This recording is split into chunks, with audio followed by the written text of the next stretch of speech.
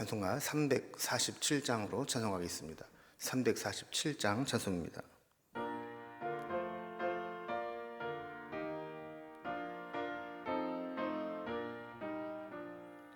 허락하신 새 땅에 들어가려면 마음의 준비 다하여 힘써 일하세. 여호수아 본바다 앞으로 가세. 우리 거할 처소는 주님 품일세. 시험 환난 당해도 낙심 말고서 마음의 준비 버리고 힘써 일하세. 여호수아 본바다 앞으로 가세. 우리 거할 처소는 주님 품일세.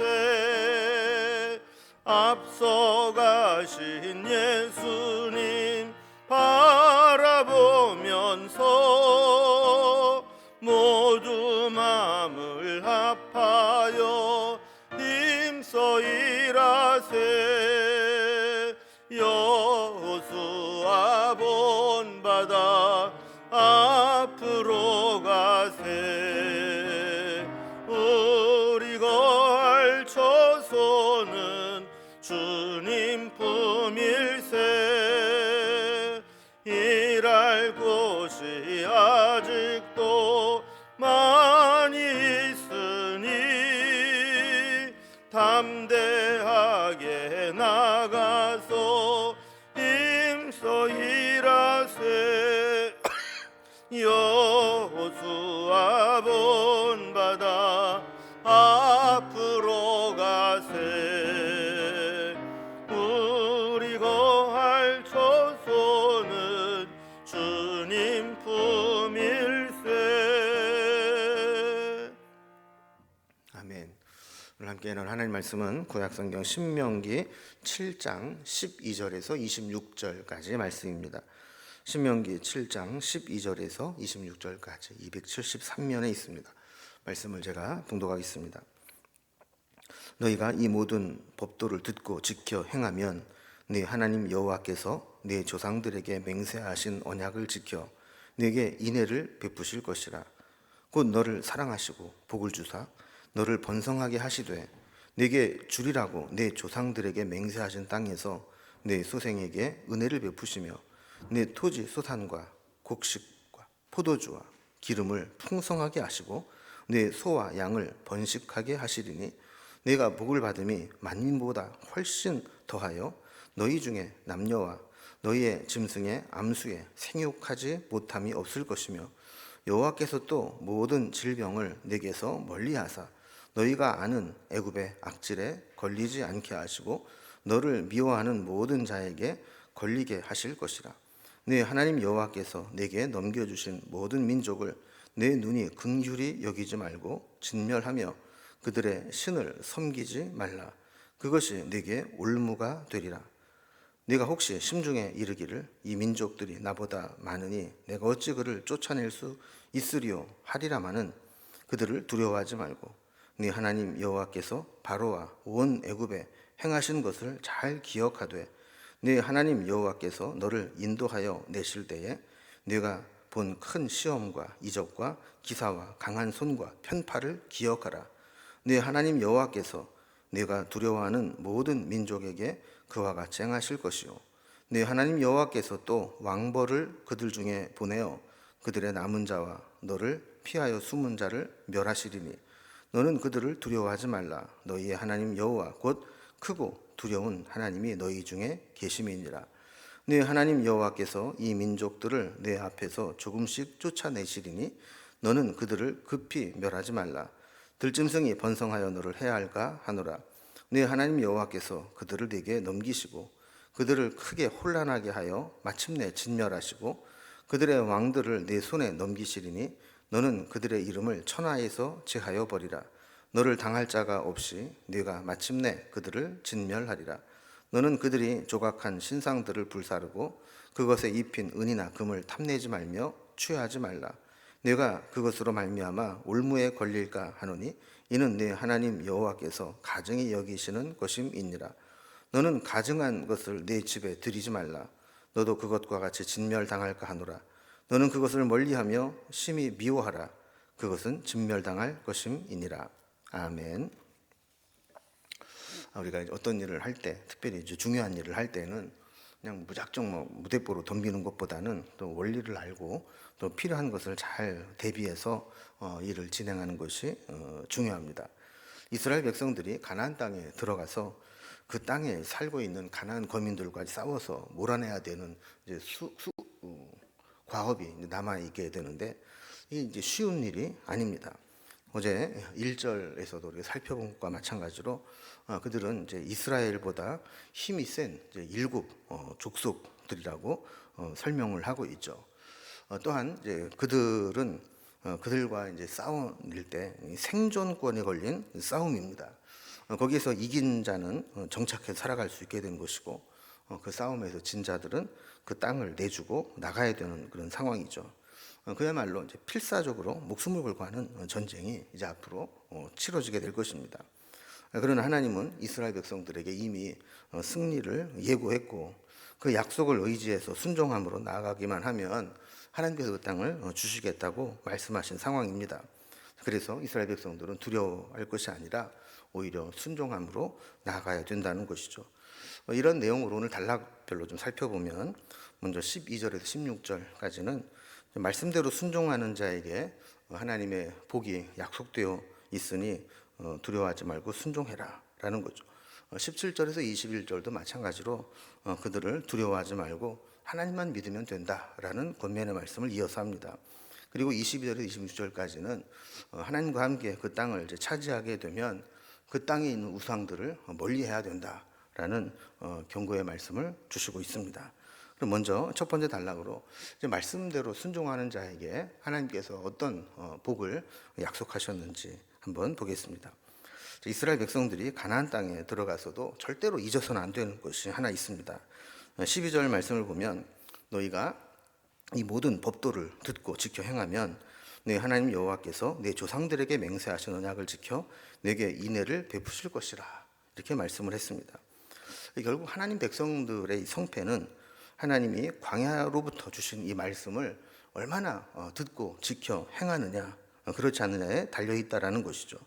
12절 말씀을 다시 잘 보면 여기에는 지킨다라는 말씀이 계속 반복되어 나오는 것을 이제 보게 되죠.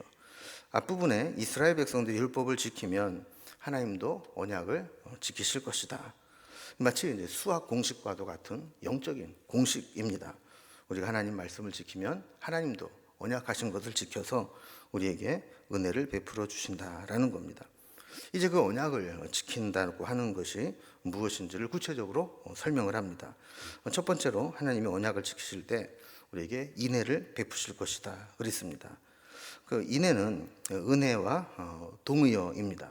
하나님의 자비와 은혜를 입은 백성이 되게 하시겠다.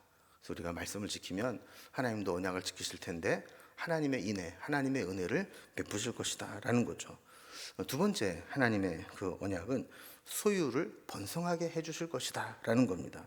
13절 말씀을 보면 곧 너를 사랑하시고 복을 주사 너를 번성하게 하시되 이렇게 말씀을 하면서 이제 구체적으로 네게 주리라고 맹세하신 그 땅에 들어가서 이 소생들 자녀들이죠.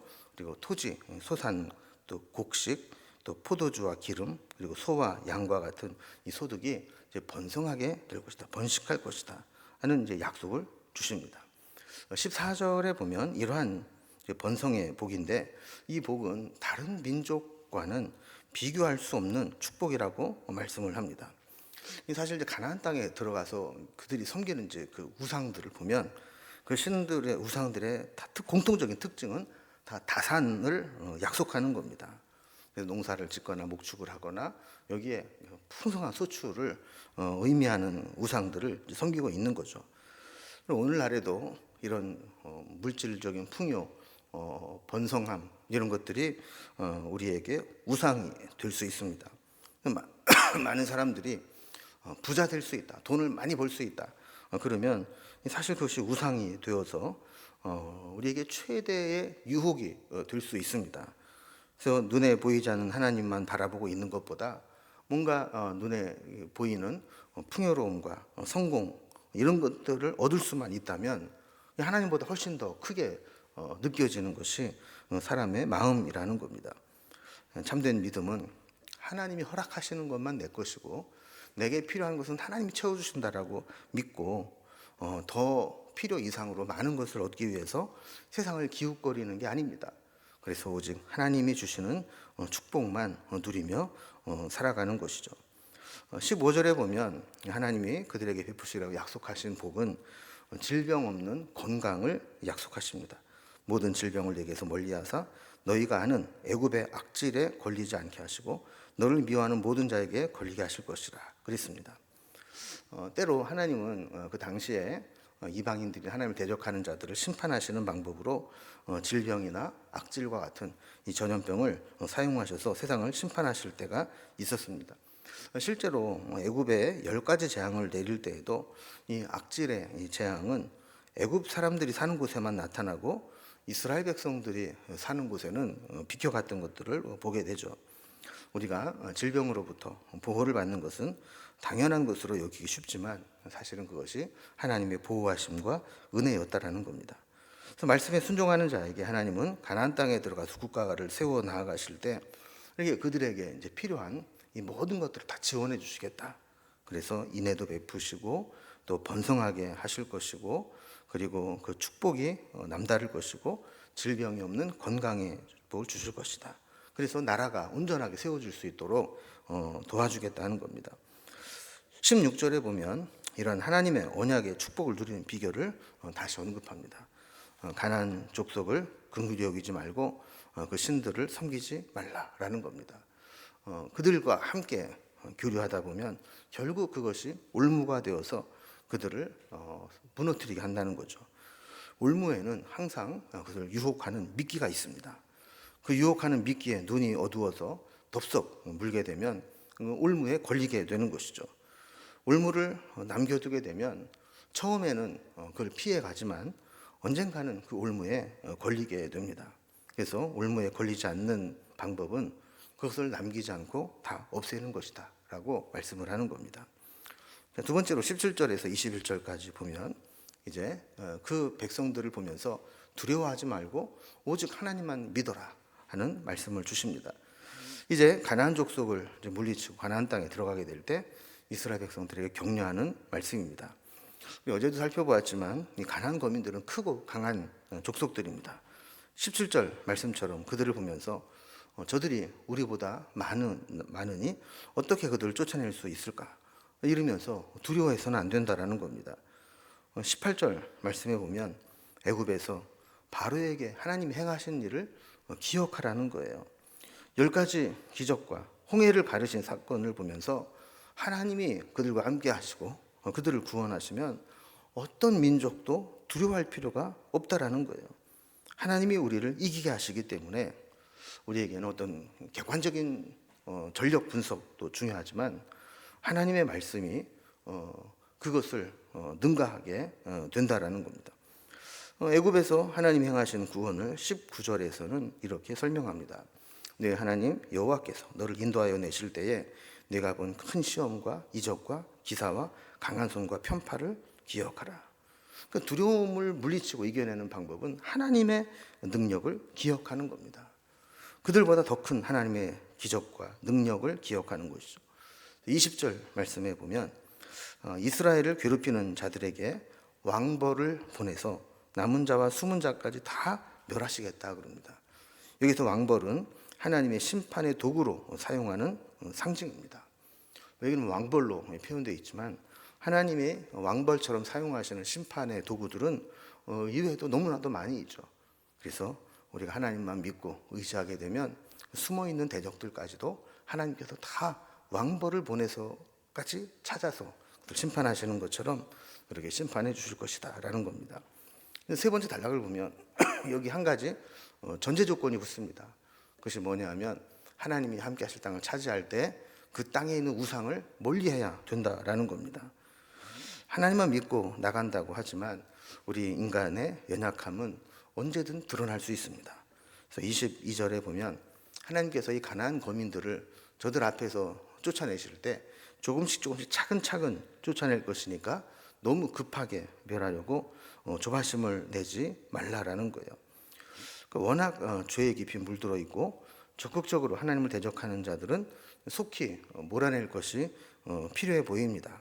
그러나 하나님을 향해 마음의 문을 열 준비가 되어 있고 또 그들을 가르치면 하나님께로 돌아올 수 있는 자들에게는 기회를 주듯이 서서히 하나님께서 세밀하게 살피면서 속도 조절을 하시면서 그들을 몰아낼 테니까 너무 조급하게 하지 말라는 겁니다.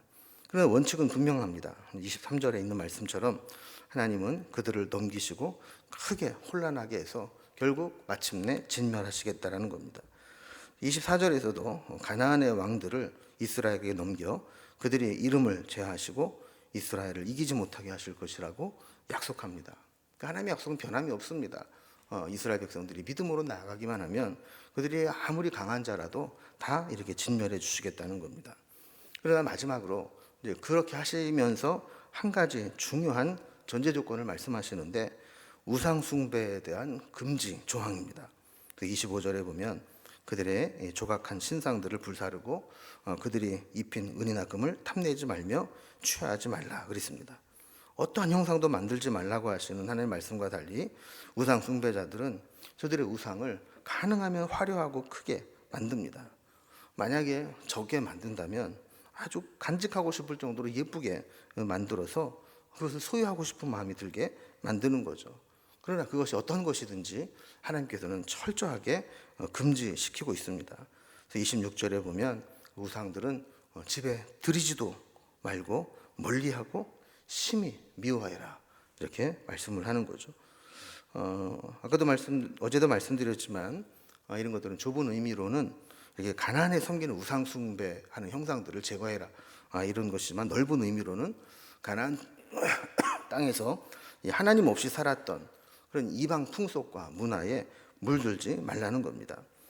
이제 이스라엘 백성들이 하나님의 은혜로 가나안 땅에 들어가게 되면 철저하게 하나님 말씀에 순종해서 살아야 됩니다. 그 땅에 있는 현란하고 화려한 우상들의 형상에 한눈을 팔아서는 안 됩니다. 우리가 하나님 말씀을 붙잡고 우상을 멀리해야 되는 것과 같은 겁니다. 하나님께 복을 받고 받은 복을 유지하는 유일한 길은 우리가 끝까지 하나님 말씀에 순종하고 하나님만 믿으며 또 우상을 멀리하고 하나님보다 더 마음에 끌리는 것들을 제하는 것입니다. 이게 당연한 것처럼 보이지만 실제로 우리 삶 속에서는 눈에 보이지 않는 하나님보다 눈에 보이는 화려한 것들에게 우리의 마음이 빼앗기기 쉬운 것이죠. 우리가 하나님의 은혜를 기억하고 우상에 빠지지 않도록 다시 한번 살아가는 삶이 될 수 있기를 주님의 이름으로 기원합니다. 기도하겠습니다. 하나님 아버지, 우리가 살아가는 세상 속에서 우리가 상대해야 되는 세상은 자칫 우리로 하여금 두려움에 빠지게 만들고 낙심하게 만드는 것일 수 있습니다.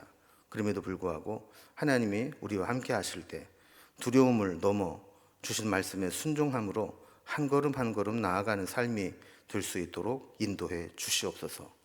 또한 우리가 하나님 주신 은혜를 누리며 살아갈 때 세상에 화려하고 좋아 보이는 것들에 우리의 마음을 빼앗기지 않게 하시고 오직 하나님만 섬기며 믿음으로 살아갈 수 있도록 인도해 주옵소서.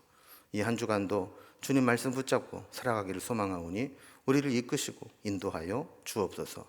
오늘도 우리에게 기도 제목들 주신 것 구하며 나아갈 때 하나님 선한 길로 인도하시고 응답하여 주옵소서.